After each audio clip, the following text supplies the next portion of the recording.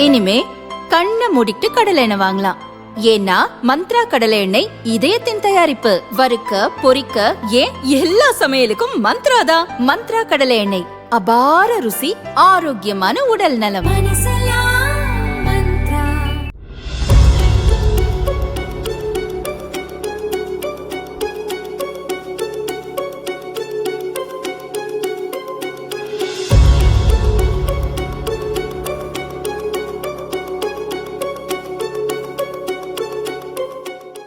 Iran மீது கடந்த 10 நாட்களுக்கு மேலாக இஸ்ரேல் மற்றும் அமெரிக்க ராணுவம் கூட்டாக குண்டுவீசி தாக்குதல் நடத்தி வருகிறது.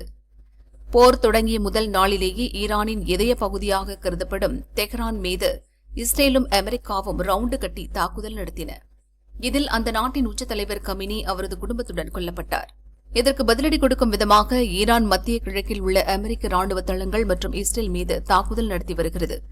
இத்தனை நாளும் ஈரானில் உள்ள ராணுவ மற்றும் அணுசக்தி மையங்களை இலக்காக கொண்டு தாக்குதல் நடத்திய இஸ்ரேல் மற்றும் அமெரிக்காவின் குறி தற்போது அந்த நாட்டின் பொருளாதார வளங்கள் மீது திரும்பியுள்ளது.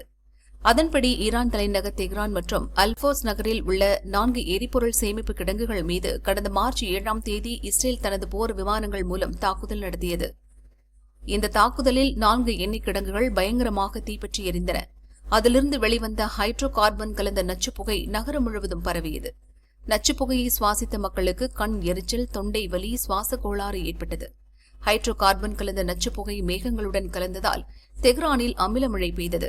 இந்த அமிலமழை துளிகள் பட்டதால் மூடி வைக்கப்பட்டிருந்த கார்கள் கூட சேதமடைந்தன. இந்த நிலையில் நிலைமை கட்டுக்குள் வரும் வரை மக்கள் தங்கள் வீடுகளை விட்டு வெளியே வர வேண்டாம் என்றும் ஏர் கண்டிஷனர்களை இயக்குவதை தவிர்க்க வேண்டும் என்றும் ஈரான் அரசு எச்சரித்துள்ளது.